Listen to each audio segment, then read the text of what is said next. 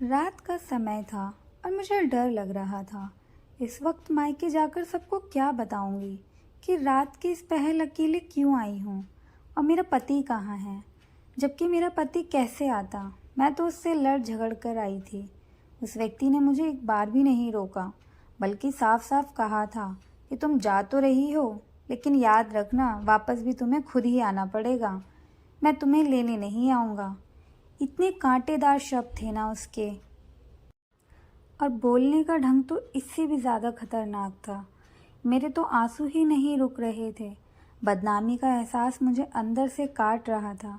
मुझे कुछ समझ नहीं आ रहा था कि अपनी मर्जी की शादी करने के बाद भी मेरा गुजारा नहीं हो रहा। शायद सच कहते हैं लोग, प्यार मोहब्बत कुछ भी नहीं होता, सब कुछ पैसा ही होता है। जब इंसान की इच्छाएं पूरी ना हो तो उसका प्यार भी दम घुटने लगता है। मेरी तो इच्छा और ज़रूरतें भी पूरी नहीं हो पा रही थी। मुझे आज भी वो दिन याद है जब माँ और भाई ने मुझसे कहा था कि अच्छे से सोच लो, तुम जिस व्यक्ति से शादी करने जा रही हो उसके पास इतनी दौलत नहीं है, वो तुम्हें इतनी खुशी नहीं दे सकेगा जितनी तुमने यहाँ देखी है। लेकिन मुझ पर तो सिर्फ प्यार का भूत सवार था। शादी के बाद आयुष का आदेश था। मुझे एहसास होने लगा कि मैंने गलती की है, और इसकी शुरुआत उसी दिन से हुई जब मैंने जींस टॉप पहना था। मेरे पति ने देखकर ये कहा था कि ये तुमने क्या पहन लिया है। हालांकि मैं पहले भी ऐसे कपड़े पहनती थी। उसने मुझे नहीं रोका था। लेकिन अब हम इस वक्त मेरे पति के दोस्त के घर हैं, शादी की दावत पर जा रहे थे। मैंने हैरत से अपने पति को देखा, जिसके चेहरे पर मायूसी थी। मैंने कहा कि मैं तो शॉर्ट कपड़े पहनती ही रहती हूँ, आज कौन सा मैंने पहली बार पहने हैं। और उसने साफ साफ मना कर दिया। अब तुम मेरी पत्नी हो, मुझे ऐसे कपड़े पसंद नहीं हैं। कपड़े अभी बदल लो। मैं तो कुछ बोल ही नहीं पाई। मुझे उस दिन एहसास हुआ कि मर्द की फितरत कितनी दोगली होती है। उसे महबूबा मोरनी चाहिए और पत्नी घूंघट में छुपी हुई। मैंने गुस्से में कपड़े चेंज कर लिए, लेकिन मेरा मूड पूरी तरह खराब हो चुका था। एक तो घर में एसी भी नहीं था, गर्मी से मेरी जान निकल रही थी। अगर मैं जरा खुश हुई थी तो वो खुशी भी उसने मुझसे छीन ली। और फिर मेरा गुस्सा उस वक्त आसमान को छूने लगा जब मैंने ड्राइवर को फ़ोन करके अपने घर से बुलाया कि हम दोनों को मेरे पति के घर ड्रॉप कर देगा। लेकिन मेरे पति ने मुझसे पूछे बिना ही उसे वापस भेज दिया और साफ शब्दों में कहा कि मेरे दोस्त ने मेरी हैसियत को जानते हैं, मैंने तुमसे शादी की है, तुम्हारी दौलत से नहीं। अब मैं जैसे रहता हूँ तुम्हें भी वैसे ही रहना पड़ेगा। और फिर हम बिना एसी के टैक्सी में बैठ गए। मेरी हालत में कुछ अटक चुका था। आज तो उमड़ उमड़ कर बाहर आ रहे थे। मैं मुश्किल से उन आंसुओं को गला घोटने में लगी हुई थी। हम कब पहुँचे कुछ पता ही नहीं चला। मेरे पति ने मुझे जैसे किसी सपने से जगाया, और जैसे ही मैं टैक्सी से बाहर निकली मेरी आंखें फटी रह गईं। हम एक आलीशान बंगले के सामने खड़े थे। मुझे पता ही नहीं था कि मेरे पति का कोई दोस्त इतना अमीर भी था। मैंने हैरत से अपने पति की तरफ देखा, जो अब टैक्सी वाले को किराया दे रहा था। उसके बाद उसने दरवाजे पर बेल बजाई। मैंने फौरन अपने हुलिये की तरफ देखा। सादा सी साड़ी में मैं उस वक्त आलीशान घर में जाने के काबिल नहीं थी। अब मुझे गुस्सा आ रहा था कि मैंने वो कपड़े क्यों उतारे। और फिर गार्ड ने दरवाज़ा खोल दिया। उसने अच्छे से हमारा वेलकम किया और एक नौकर हमें अंदर लेकर गया। जितना बाहर से खूबसूरत था, अंदर से इतना ही दिलकश था। हर चीज़ में खूबसूरती झलक रही थी। मुझे फौरन अपना मायका याद आ गया, जब मैं अपने प्यार के लिए उसे छोड़ आई थी। मेरा दिल टूट गया था। और फिर मेरे पति का दोस्त बाहर आया, उसके साथ उसकी पत्नी भी थी। दोनों को देखकर मैं हैरान रह गई। वो दोनों एक दूसरे के संग इतने खूबसूरत लग रहे थे। उस लड़की ने बहुत ही मॉडर्न कपड़े पहन रखे थे। दोनों ने फूल देकर हमारा वेलकम किया। मुझे अपना कल मिटता हुआ सा लगने लगा।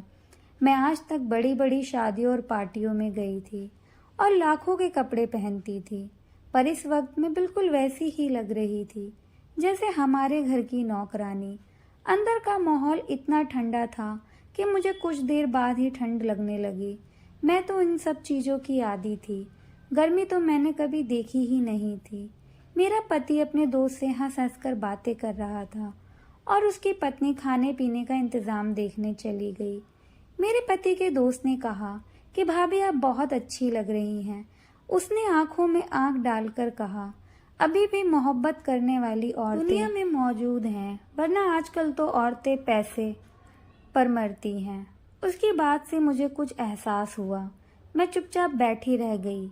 एक खुशगवार माहौल में हमने खाना खाया। मेरे पति का दोस्त थोड़ी थोड़ी देर बाद उससे बातें कर रहा था।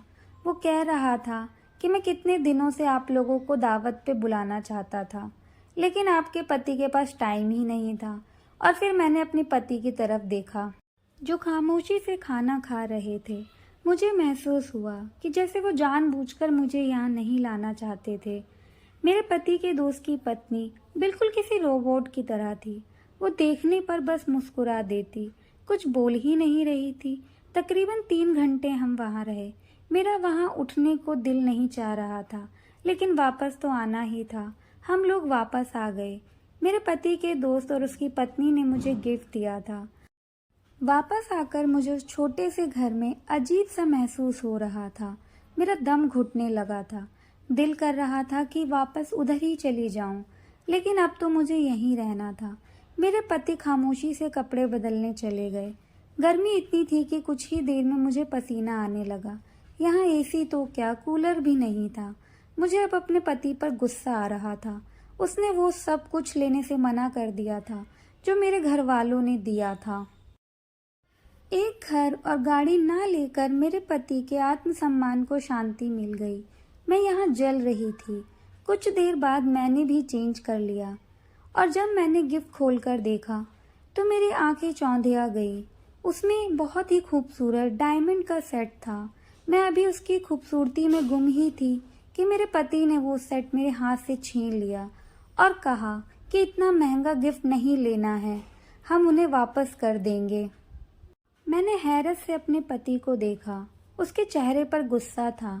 मैंने सेट वहीं फेंक दिया और सोने के लिए लेट गई, लेकिन गर्मी इतनी थी कि सोया नहीं गया, जबकि मेरा पति थोड़ी देर बाद ही सो गया। उसे आदत थी ऐसे रहने की, जबकि मुझे नहीं थी। और फिर हमारे झगड़े बढ़ते गए। मुझे महसूस हुआ था कि मेरा पति बड़ा अजीब और सनकी सा है।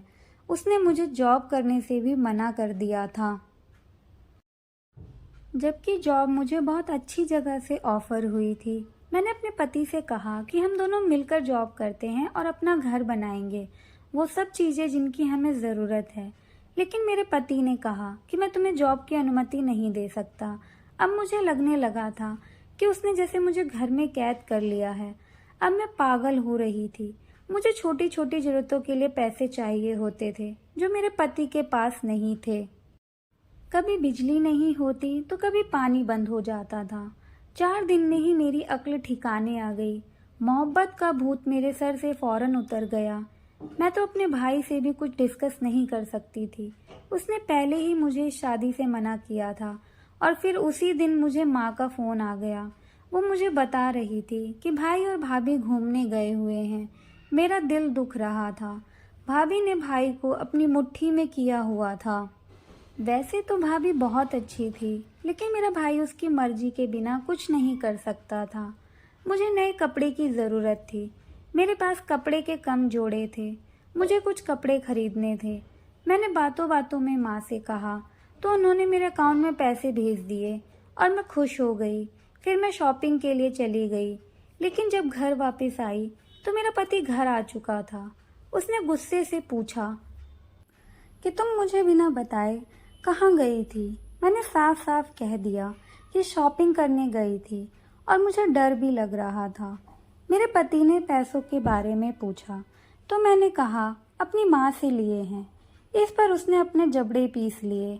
मैं जानती थी कि उसे गुस्सा आया था, लेकिन ये मेरे पैसे थे, उन पर मेरा हक था। वो घर से निकल गया। रात को आया तो उसके हाथ में कुछ कपड़े थे।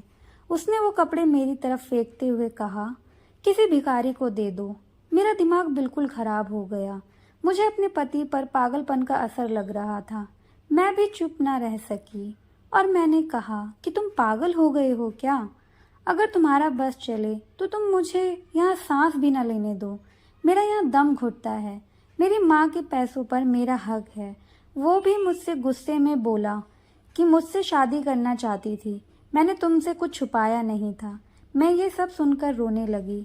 मैंने वो कपड़े उठाए जो मैं खरीद कर लाई थी। जब मैं कमरे से निकलने लगी, मेरे पति ने पीछे से कहा कि जा तो रही हो मगर आना भी खुद ही। और मैं पता नहीं कैसे अपने घर तक पहुंची थी। मैं आते ही अपनी माँ से लिपटकर रो पड़ी। उन्होंने पूछा कि क्या हुआ, पर मैं कुछ नहीं कह सकी। मैं चुपचाप अपने कमरे में आ गई। मुझे अपने पति से नफरत हो रही थी। मेरी मोहब्बत जैसे मर गई थी। अपने कमरे में एसी के साथ मुझे अच्छी नींद आई थी। अगली सुबह भाभी ने मुझे उठाया। वो मुझसे शिकवा कर रही थी। हम भी रात को ही आए थे। अरे भाभी से फौरन ही पूछ लिया कि भाई आपसे इतनी मोहब्बत कैसे करते हैं, वो आपकी हर बात कैसे मानते हैं। ये सुनकर भाभी के चेहरे पर साया सा लहराया। फिर उन्होंने कहा कि ये तो औरतों के नसीब की बात है। किसी को सब मिल जाता है और किसी को सब मिलकर भी कुछ नहीं मिलता। मुझे उनकी बातों पर हैरत हुई। उन्होंने मुझे कहा कि अपने पति के साथ हमेशा वफादार रहो। बस यही एक रास्ता है जिससे पति का दिल जीता जा सकता है। और मैं सर झुकाए बैठी रही। किसी ने मुझसे कुछ नहीं पूछा। पूरा हताश हो चुकी थी। जब से मायके आई थी तब से ना मेरे पति ने फ़ोन किया था ना मैंने। मैं यहाँ बहुत सुकून में थी। ससुराल के बारे में याद आते ही मेरी आत्मा कांप जाती थी। कभी कभी वो जालिम व्यक्ति याद आता था क्योंकि मैं उससे मोहब्बत करती थी। और फिर पूरे एक हफ्ते बाद मुझे एक अनजान नंबर से फ़ोन आया। मैंने वो आवाज़ पहचान ली। ये मेरे पति का वही दोस्त था जिसके घर पर दावत में गई थी। वह फिर से घर बुला रहा था। कह रहा था कि उस दिन कुछ ज़रूरी बातें रह गई थी और शायद उसे भी अब तक सब पता चल चुका था कि मैं अपने घर आई हुई थी। मैंने बिना सोचे समझे हाँ कर दी और अगले दिन मैं बताए गए टाइम से पहले ही अपनी लंबी गाड़ी में बैठकर वहाँ पहुँच चुकी थी। अंदर खामोशी सी थी। कोई भी नहीं था। कोई है, मैंने पूछा और फिर मुझे एक आवाज़ सुनाई दी, दरवाज़ा खटखटाने की आवाज़। तभी मुझे एहसास हुआ कि आवाज़ किचन के साथ बने कमरे से आ रही थी। मैंने जाकर दरवाज़ा खोला जो बाहर से बंद था। अंदर का मंजर देखकर मेरी आत्मा कांपने लगी। मेरे पति के दोस्त की पत्नी रस्सियों से बंधी हुई थी। वो बहुत जख्मी थी। मैंने फौरन उसका मुंह खोला और फिर उसने कहा कि यहाँ से भाग जाओ। वो व्यक्ति जानवर है, तुम उसके जाल में मत आओ, सो यहाँ से भाग जाओ। और फिर उसने मुझे जो बताया वो बहुत भयानक था। वो अमीर आदमी है, दरअसल एक स्मगलर और साइको किलर था। वो अपनी पत्नी को रोज़ मारता था। पुलिस उसके पीछे पड़ी हुई थी। वहाँ से मैं अपने कमरे में आकर जैसे बेहोश हो गई। मैं बुरी तरह डर गई थी। मैं अपने भाई को बताना चाहती थी ताकि वो उस लड़की की मदद करे। तभी मुझे अचानक उनके कमरे के बाहर भी रोने की आवाज़ें आईं। भाई भाभी पर चीख रहे थे। मुझे आज समझ आ गया था कि सब मर्द ऐसे ही होते हैं। मुझे अपना पति याद आया जो मुझसे मोहब्बत करता था, बस उसके पास पैसा नहीं था। मेरा दिल किया कि मैं यहाँ से भाग जाऊँ। शाम होते ही मेरा पति मुझे लेने आ गया, लेकिन मुझे उसी के साथ जाना था। वो मेरा रक्षक था। घर से बाहर निकली तो हैरान हो गई। बाहर एक चमकती गाड़ी थी। मेरे पति ने बताया कि ये गाड़ी उसे ऑफिस की तरफ से मिली है। उसने मुझसे माफ़ी मांगी और मैं तो रो ही पड़ी थी। मैंने उसे सब बता दिया। उसने मुझे गले लगाया और कहा, पागल तुम तो बेवकूफ़ हो। फिर उसने मुझे बताया कि उसका दोस्त पकड़ा जा चुका था। उसका दोस्त नहीं था, बल्कि मेरे पति ने उसे जानबूझकर दोस्ती की थी ताकि उसके खिलाफ सबूत इकट्ठे कर सके। और मुझे आज ही पता चला था कि मेरा पति एक सीक्रेट एजेंट था। वो गरीब नहीं था, लेकिन अपने मिशन के लिए बना हुआ था। मिशन पूरा हो चुका था। मैंने फौरन ही ऊपर वाले का धन्यवाद किया जिसने मेरी आंखें खोल दी थी और वक्त रहते मुझे बचा लिया था। कहानी अच्छी लगी हो तो प्लीज़ वीडियो को लाइक करें और चैनल को सब्सक्राइब करें। Thank you for watching.